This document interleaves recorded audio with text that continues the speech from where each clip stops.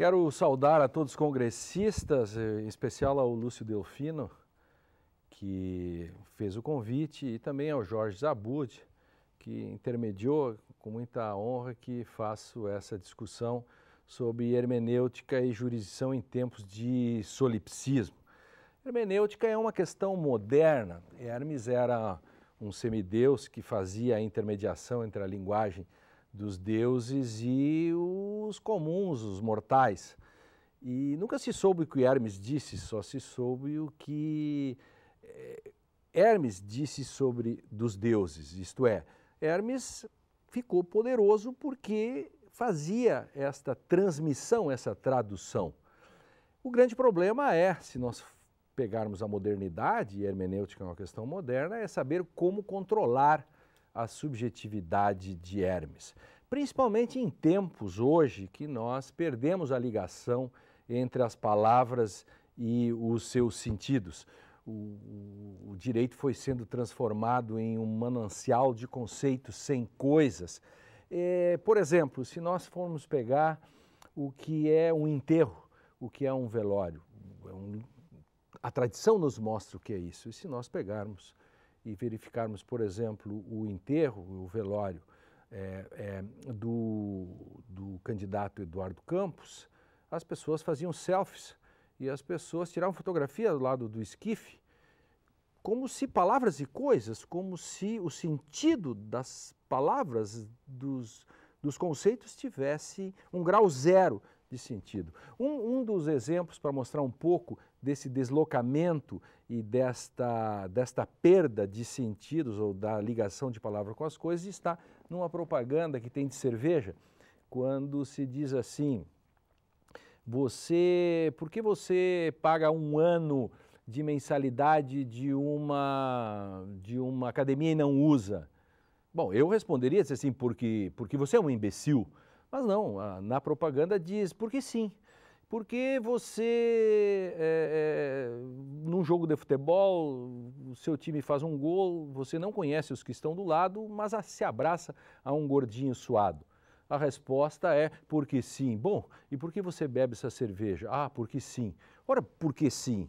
Bom, se nós examinarmos esta certa pós-modernidade, nós veremos que as pessoas não precisam mais fundamentar nada. Por isso que alguns artistas fazem sucesso da noite para o dia. Hoje botam um balde d'água na cabeça, perdendo totalmente, digamos, o sentido do que era quando inventaram nos Estados Unidos. Portanto, esse é o busilis da questão. Nós saímos de uma modernidade em que o sujeito passa a dar os sentidos para uns sentidos que se espalham pelo ar. O Shakespeare, no seu Medida por Medida, adianta isso em 200 anos. Eu gosto muito do Shakespeare, que é um autêntico moderno, quando ele vai contar, por exemplo, na peça Medida por Medida, como se dão esses personagens. De certo modo, Shakespeare, ele vislumbra tudo isso, né? Um visionário. Ele, na peça Medida por Medida, que eu conto rapidamente, gosto muito dessa peça, mostra, por exemplo, que o Duque de Viena, ele, cansado, enfim, descontente com o grau de corrupção e queda nos costumes que estavam acontecendo, ele bota no seu lugar, põe no seu lugar Ângelo, um poço de virtude. E ele vai embora, finge uma viagem para a Polônia e lá deixa Ângelo. E Ângelo começa a cumprir com as leis. E a primeira lei que ele coloca com efetividade é a lei da fornicação, isto é, o fornicar antes do casamento dava pena de morte. E não é que Cláudio, um jovem garboso, enfim, não resistiu e fornicou com sua bela namorada na época, que era Mariana, e foi, por isso, incontinente, preso e levado à presença de Ângelo e logo condenado à morte.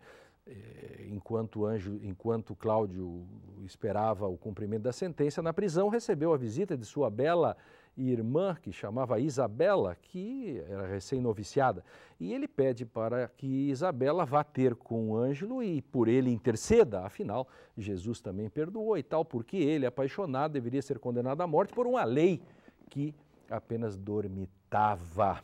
pois a Isabela vai até Ângelo e diz, perdoa meu irmão, enfim, e Ângelo responde, não fui eu que condenei o seu irmão, foi a lei, eu sou um escravo da lei, fosse o meu irmão, faria a mesma coisa. E ela insiste, e ele repete, e ela vai embora, no dia seguinte volta, e lá então pergunta e de novo, e ele diz, não fui eu que condenei, foi a lei, eu sou um escravo da lei. Mas enquanto ele falava, a concupiscência tomava conta do seu ser, e eis que por debaixo daquelas vestes, daquela noviça, ele vislumbrou um belo espécime humano e disse, enquanto terminava a frase, não fui eu, foi a lei, e portanto sou um escravo da lei, mas se você fizer amor comigo, eu perdoo o seu irmão. Qual é o pior, o Ângelo 1 ou o Ângelo 2? O Ângelo 1, que é um escravo da lei, portanto, o escravo de uma espécie de mito do dado, de um objetivismo, né, questão que é recuperada no século XIX, ou o Ângelo 2, que é uma espécie de solipsista, de um juiz protagonista, dono dos sentidos da lei, do século XX ou do século XXI. Essa questão é importante para que nós saibamos como nós colocamos, como a hermenêutica vem tentar resolver este problema. Pois, nos anos 80 e 90, José Eduardo Faria fazia uma crítica ao direito, no sentido de que o direito preparado para resolver questões interindividuais, ele não estava preparado para resolver questões transindividuais. Eu fiz uma adaptação a isso que o José Eduardo Faria falava e coloquei isso como uma crise de paradigmas de dupla face, isto é, na face 1 nós tínhamos a crise do paradigma liberal individualista, normativista de direito, que era o quê? O direito preparado para resolver questões de furto, Caio e Tício, Caio furta de Tício, Caio invade a propriedade de Tício, enfim, essas coisas entre pessoas, não estava preparado para resolver as questões da transindividualidade. Por exemplo, se nós pegarmos a questão da corrupção, quebra de bancos, o direito nunca consegue pegar essa gente. Então, esta é a face 1 da crise. Mas havia uma face 2 da crise. Qual é a face 2 da crise? É a crise de um modelo de compreensão, isto é, um modelo do que eu chamava de crise dupla face, isto é, de um lado nós tínhamos uma espécie de Ângelo 1 e do outro lado o Ângelo 2, ou seja, de um lado nós temos um paradigma ainda essencialista, aristotélico-tomista, digamos assim, uma espécie de mito do dado, das coisas que estão aí, portanto eu sou um escravo da lei, e do outro, o contraponto disso quando eu não tenho limites, em que eu acabo dizendo o que quero sobre a lei. Pois essa questão é tão importante porque nas democracias contemporâneas o direito assume um grau de autonomia, isto é, ele passa a ter uma outra composição e mais do que uma outra composição, ele passa a ter dentro, no seu interior, por exemplo, na lei e na Constituição, as discussões que antes ficavam fora. Isto é, as agruras do cotidiano, as questões morais, etc., passam a fazer parte da lei. Isso é o que a gente chama de grau de autonomia que o direito tem. Isso começa lá na Oresteia, né, quando Orestes pede, depois de matar a sua própria mãe e o amante de sua mãe, que por sua vez tinham matado seu pai, o Agamenon, Orestes pede um julgamento, as Iríneas, deus da vingança, queriam matá-lo, e ele pede um julgamento. Então, a mitologia mostra o primeiro modo do grau de autonomia do direito, quando se faz um julgamento e se institucionaliza o direito pelo julgamento e evita as vinganças e passa a se fazer isso via tribunais. A segunda um grande modo de autonomia se pode ver em Hobbes, né, na interdição entre civilização e barbárie. Na terceira, o surgimento de um novo sujeito histórico, na Revolução Francesa. E o quarto, é o que nos interessa na especificidade, é o segundo pós-guerra, quando o direito assume um novo paradigma. Isto é, o direito havia fracassado, isto é, o direito não tinha conseguido controlar a questão dos direitos humanos, a dignidade da pessoa, 2 guerras mundiais, genocídios e todo tipo, o que fazer? O direito havia fracassado e ele volta de um outro modo, isto é, pelas cláusulas pétreas, etc., passa-se a ver o seguinte: democracia é algo que deve ser feito no direito e pelo direito. Nisso surgem alguns autores importantes, como Ferraioli, por exemplo, que vai falar da sua Constituição normativa, Canutilho, que vai falar de sua Constituição dirigente, e o Conrad Hesse, que vai falar da força normativa da Constituição. Isto é, o direito assume uma faceta de transformação social. Isso é muito importante porque nas próprias Constituições vai constar o ideal de vida boa. Ele é transportado para dentro dos textos. Quer dizer, o velho positivismo que havia cindido direito e moral agora é, ou deveria ter sido, suplantado pela tese da cooriginariedade entre direito e moral. Isto quer dizer, no mínimo, que a moral não pode ser corretiva. Moral não corrige o direito. Se corrigir, já estará violando a igualdade, que é tratada sempre anteriormente na Constituição. Isso também quer dizer que uma decisão jurídica não é uma questão de moral ou de filosofia moral. A partir disso, eu venho sustentando que os juízes têm responsabilidade política. Eles cumprem um papel.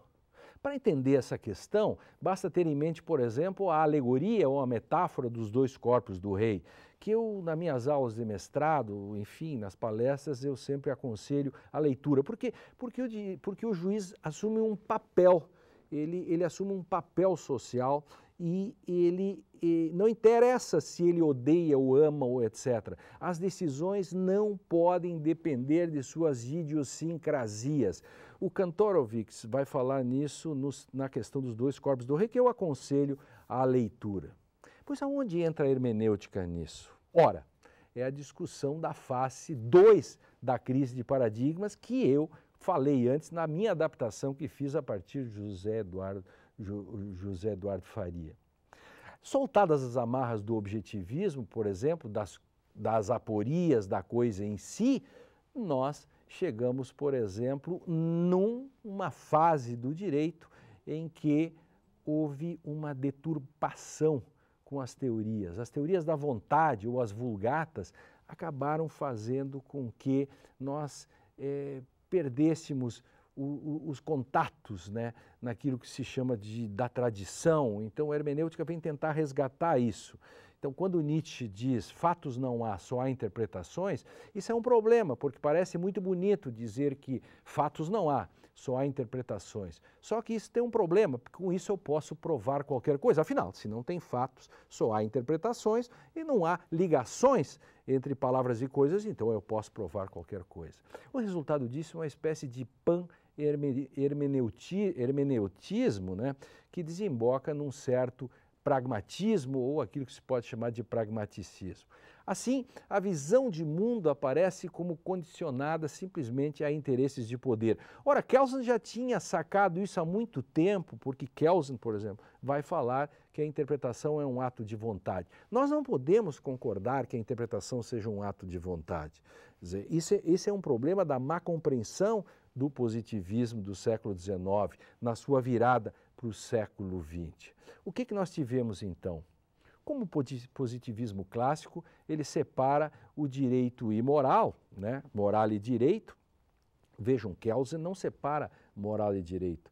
Kelsen separa a ciência do direito da moral. Muitas vezes na sala de aula se comete esse equívoco, ou nos textos, eu tenho lido muitos livros que dizem que Kelsen separava direito e moral. Não, Kelsen, quando quis fazer a ciência do direito, a teoria pura do direito, separava ciência do direito da moral. Para ele, uma sentença judicial, o juiz faz política jurídica, por isso que a sentença é um ato de vontade. Mas esta é a parte decisionista. Então, nós temos que entender bem que essa é a brecha, por exemplo, para a entrada de algumas teorias que a gente pode chamar de neoconstitucionalistas, né, no Brasil, em algo do tipo, o direito estava separado da moral.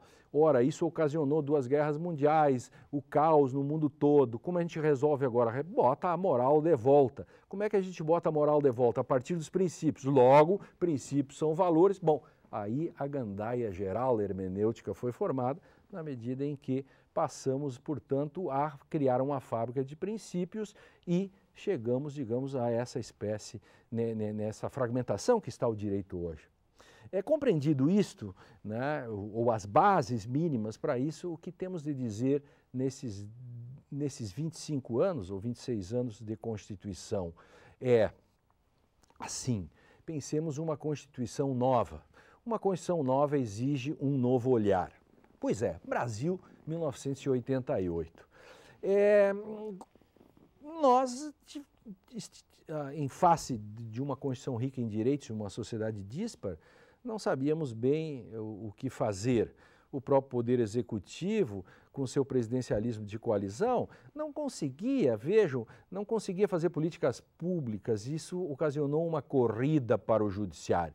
O resultado disso, demandas para o Judiciário, e o Judiciário começou a intervir na política e o Judiciário passou a conceder saúde, enfim, e acabou se tornando, digamos, fortíssimo dentro dessas relações de poder. Mas por que isso? Porque nós fizemos 5 importações indevidas.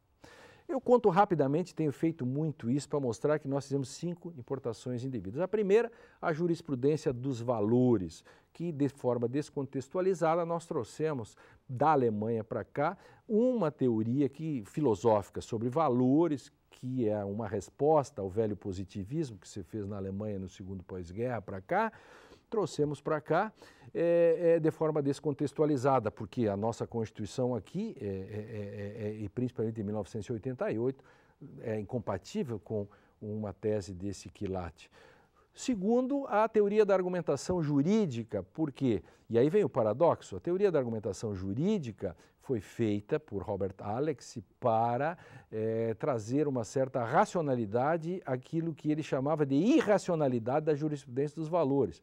Só que no Brasil nós somamos as duas, trouxemos a jurisprudência dos valores e mais a teoria da argumentação jurídica, e desta nós trouxemos também a ponderação. E a ponderação passou a ser usada de forma totalmente sem critérios. Pegava-se e pega-se até hoje um princípio de um lado, um princípio na outro, disse a palavra mágica Abwägung em alemão, que significa ponderar, balancear, e aí se decide qualquer jeito. Ora, esquecendo que ponderação é um procedimento no qual sai uma regra, e esta regra é aplicada também por subsunção. Então, há que se entender isso, que ponderação não é isso que se diz por aí.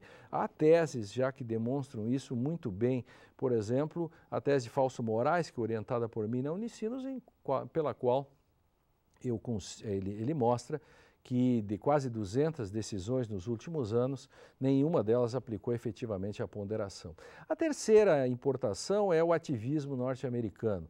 O ativismo norte-americano não é um sentimento constitucional.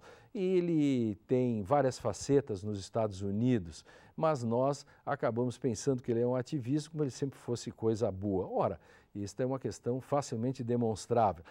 A entrada disso no Brasil acabou também de forma descontextualizada, alimentando a sanha de um decisionismo brasileiro. E o quinto, a metodologia de Savigny, por exemplo, achar que hoje nós podemos usar aqueles 5 métodos de Savigny, que aliás nem gostava da lei, e portanto porque ele era um pandectista, então tem que pegar ele dentro do seu contexto lá ele da escola histórica, aliás, no seu contexto era contra a codificação. E logo, os seus 5 métodos não podem ser aplicados de forma descontextualizada aqui, por exemplo, falar em método histórico ou sistemático, enfim. O Friedrich Miller vai dizer que os 5 métodos acabam estando no 1 e 1 no 5. Em todas as importações, sempre há um traço comum: a aposta no protagonismo judicial, no solipsismo, que está no texto, que está no título desta conferência. O solipsismo em alemão significa Selbstsichtiger, que é o quê? Aquele sujeito que se basta, que é alguém que vai decidir sem dar bola, sem levar em conta a estrutura do direito, jurisprudência, levar em conta o Código Civil, o Código de Processo Civil, enfim, não leva em conta e decide como quer, isto é, a partir de si, decide sua consciência pensante, que é o Selbstsichtiger, que é o solipsista. Vejam como isso é grave. O projeto do novo Código de Processo Civil, por exemplo, ainda, pelo menos na sua versão do que veio do Senado, num primeiro momento, admitia o próprio livre convencimento. Ora, o livre convencimento judicial nada mais é do que uma repristinação do problema do solipsismo. O projeto do novo Código de Processo Civil, ele previa isso e eu consegui fazer uma emenda nesse sentido, e aí tive a compreensão do relator Paulo Teixeira e também do Fred Didier, a quem eu agradeço, porque eles tiveram a compreensão da questão de umas emendas que eu propus e que foram acatadas. Veja que o Código de Processo Penal prevê, o novo Código de Processo Penal, ainda prevê a livre apreciação da prova. Ora, gente, livre apreciação da prova na democracia não resiste a 5 segundos de filosofia. Daí porque a filosofia tem que ser no direito. O direito tem que cada vez mais se dar conta de que é impossível fazer direito sem paradigmas filosóficos. Agora, de onde vem, digamos assim, essas má compreensões? Vem da crise de paradigmas que eu falei no início. Para enfrentarmos o positivismo clássico, por exemplo, nós acabamos colocando no lugar qualquer coisa. Ou alguém que possa dizer as coisas do modo dele, a partir de seus desejos, percepções, etc. Enfim, do seu solipsismo. No meu livro, O que é isto? Decido conforme minha consciência, eu examino isso a miúde, exatamente mostrando com várias jurisprudências, etc., julgados, de como isso é um equívoco e que na democracia nós não podemos decidir desse modo. Desde Oscar von Billow, por exemplo, Oscar Billow, essa questão também passou por Anton Menger, Franz Klein, a relação publicística, né, está lastreada na figura do juiz. Lá, então, ele seria o porta-voz avançado do sentimento jurídico do povo e os poderes dele iriam além da lei.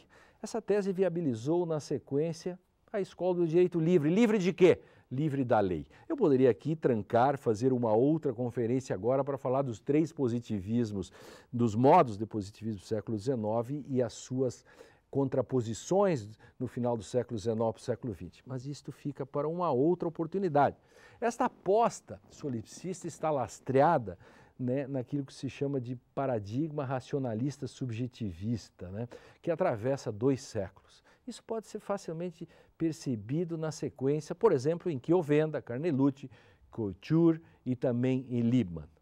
No Brasil, vocês sabem muito bem, na escola instrumentalista do processo, cujos defensores admitem a existência, por exemplo, de escopos metajurídicos e, aspas, o aperfeiçoamento do sistema jurídico vai depender do sábio protagonismo judicial. Eu li muito isso em livros de processo civil por aí. Resultado disso, basta ver as mini-reformas de um tempo atrás do processo. O fracasso foi tão grande que mesmo depois, com a aprovação das súmulas vinculantes e a repercussão geral, o presidente do STJ propõe agora a PEC dos recursos. De certo modo, a confissão do fracasso das mini-reformas até aqui. Ponto para a velha dogmática, obviamente. Eu consegui, né, e fico muito feliz com isso, colocar emendas no projeto do novo Código de Processo Civil, excluindo, por exemplo, o livre convencimento. Outra questão importante nesta luta contra o solipsismo judicial que eu tenho travado no Brasil é que temos que exigir, e o Código agora prevê isso, se não for derrubado, que a jurisprudência tem que ter estabilidade, coerência, integridade na construção. Ou seja, a construção da jurisprudência tem que trazer aquilo que o Dworkin vai trabalhar com coerência e integridade.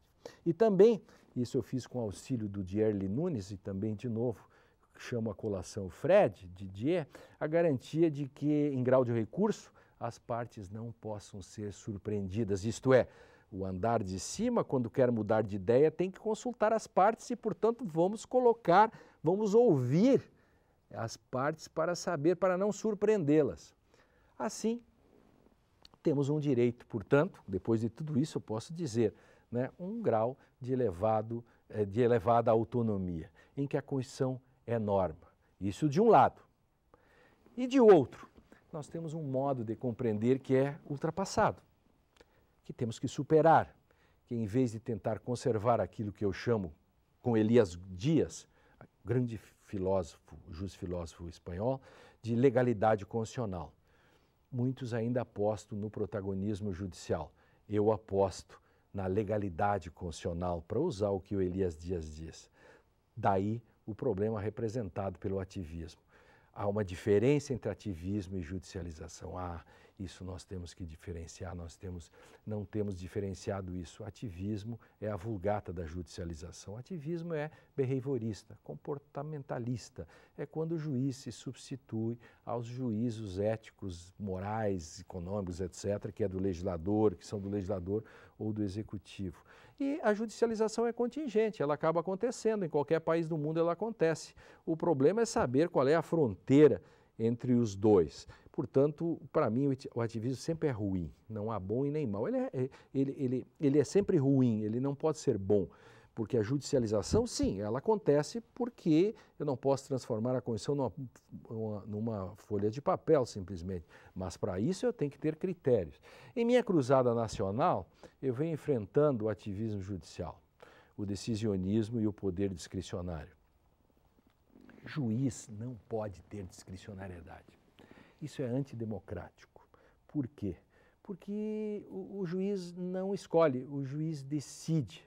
Há uma diferença entre decisão e escolha. Eu escolho no meu cotidiano, eu escolho, inclusive, se eu vou ser juiz ou promotor, ou defensor, ou advogado, eu escolho. Mas no momento em que eu sou juiz, e isso se estende ao próprio Ministério Público, por exemplo, que não pode ficar escolhendo quem ele vai denunciar, etc., porque ele tem responsabilidade política, no momento que o sujeito é juiz, ele tem responsabilidade política, ele deve uma accountability. E, portanto, aí vem os dois corpos do rei. Ele decide, e ao decidir, ele necessariamente vai ter que justificar, fundamentar, e não a partir de suas premissas pessoais, etc., etc. Eu vou explicar isso um pouco melhor, digamos, para tentar explicar isso um pouco melhor. Quando se discute isso, sempre aparece alguém para falar do Michael Sandel, que vende um montão de livros por aí para os juristas.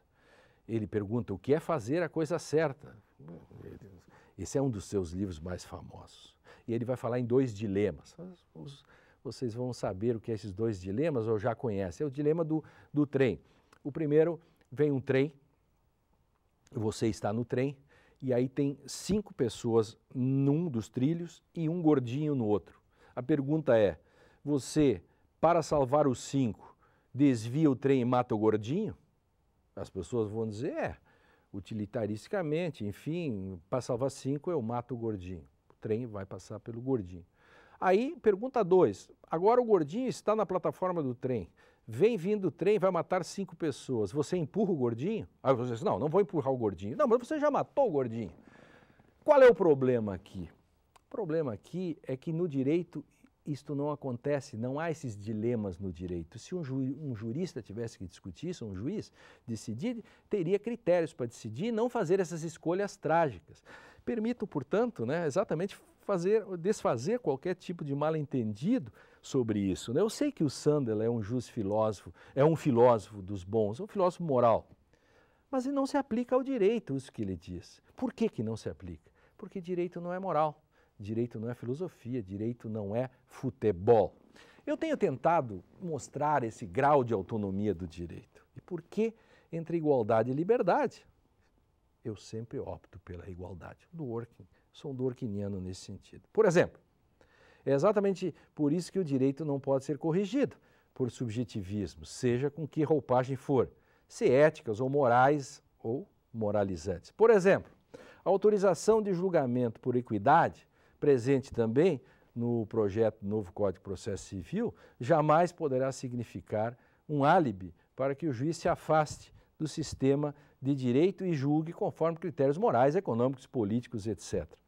Nessa linha, eu tenho utilizado algumas ilustrações, confesso, às vezes alguns exemplos duros e até antipáticos, mas bastante didáticos, e isso ninguém pode negar. Vamos pegar uns exemplos. O exemplo do estudante de medicina. O sujeito quer estudar medicina e, portanto, ele vai estudar medicina e ele não quer lidar com sangue. Por quê? Porque ele alega objeção de consciência. Não quero mexer com sangue. Ok. Não quero, portanto, dissecar animais. Não vou falar aqui do direito dos animais, que isso é uma outra discussão. Eu estou falando de um outro ponto. Eu quero dizer que esse aluno entrando em juízo, o juiz não pode dar para ele uma decisão favorável, ou o tribunal, para que a faculdade construa um currículo separado só porque ele não quer lidar com sangue. Ora, vai fazer cadeira de anatomia, se não der para fazer como a faculdade faz, não é especialmente para ele que vamos mudar tudo. Ou seja, como transferir recursos dos outros para fazer a felicidade daquele? Mas a primeira pergunta antes disso é: como que eu posso universalizar essa conduta? Dá para todos que têm a mesma situação? Ou, por exemplo, no direito, o sujeito que não queira fazer direito penal, ou na engenharia, o sujeito não queira fazer matéria de cálculo? E mais do que isso, a pergunta que não quer calar: há um direito fundamental do sujeito cursar medicina? Se a resposta for negativa, parou tudo e, portanto, parece que, de fato, assim é que se decide.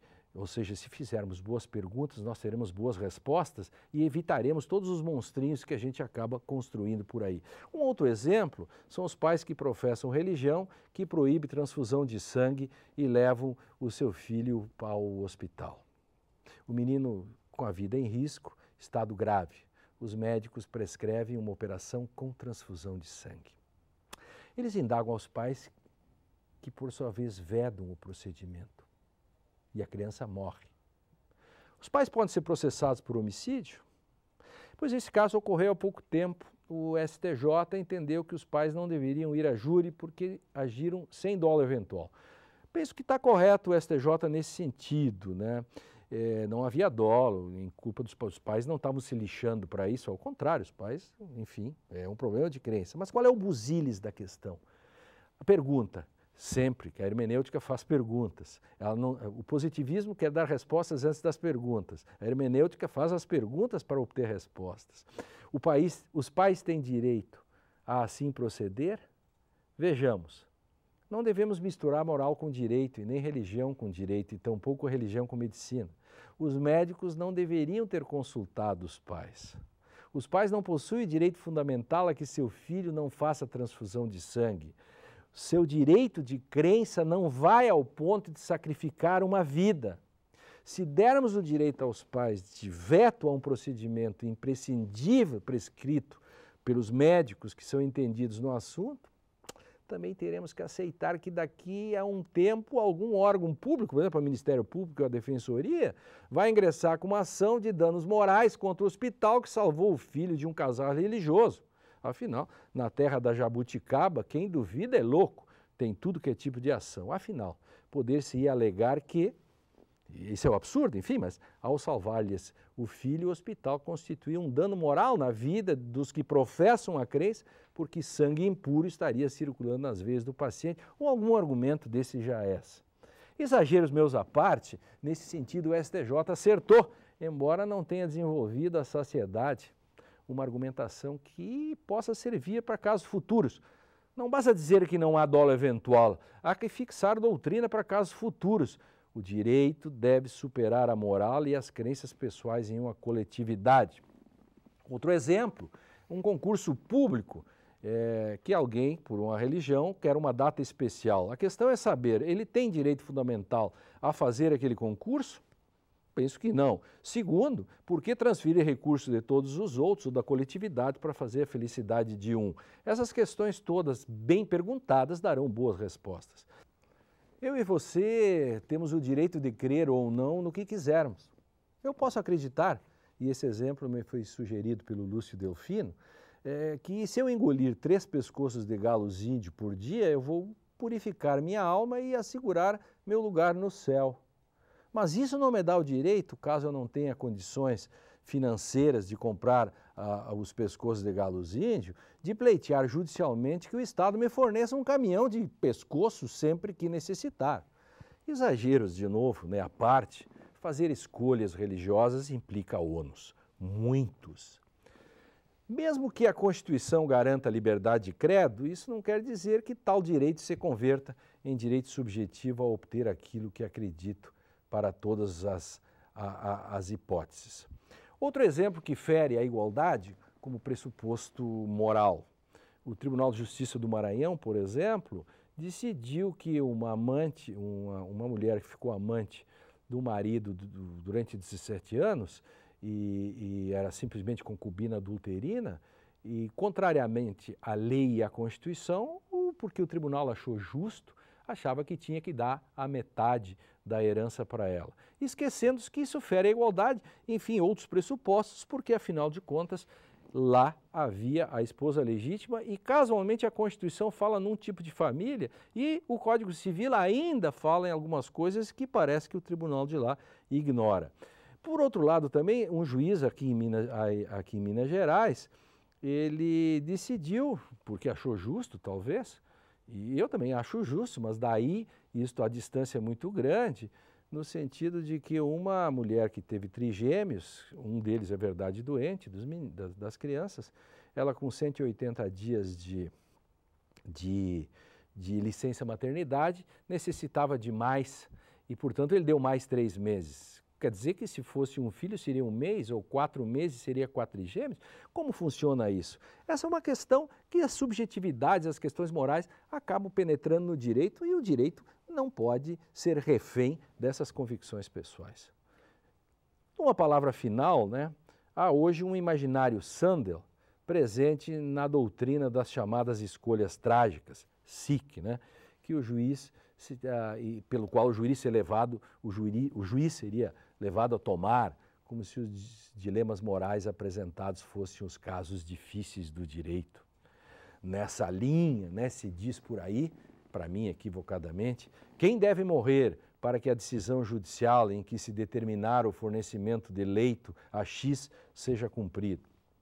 O ponto é a impossibilidade de transplantar a filosofia moral sem mediação para o direito, coisa que acontece com quem trabalha com o paradigma das tais escolhas trágicas. Por exemplo, no âmbito judicial, o juiz não é um agente moral que age guiado por suas convicções pessoais. Diante então, da responsabilidade política que ele possui, a resposta jurídica deve decorrer de uma decisão fundamentada no direito. Por isso, eu venho insistindo que no direito temos decisões e não escolhas.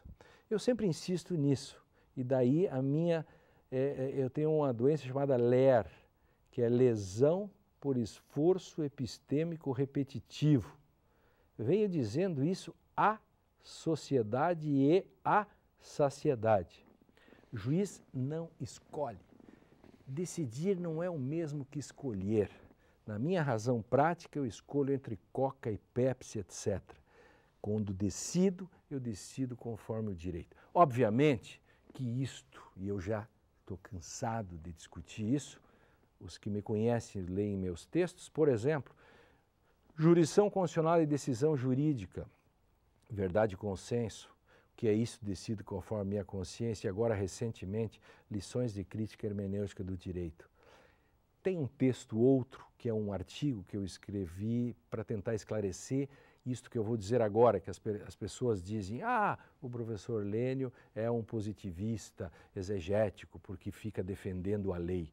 Bom, primeiro, eu não estou no século XIX, então eu escrevi especialmente um texto e também no livro Compreender Direito 1, da RT, tem um pequeno capítulo que chama E a professora me disse, você é um positivista, em que eu respondo para uma determinada professora.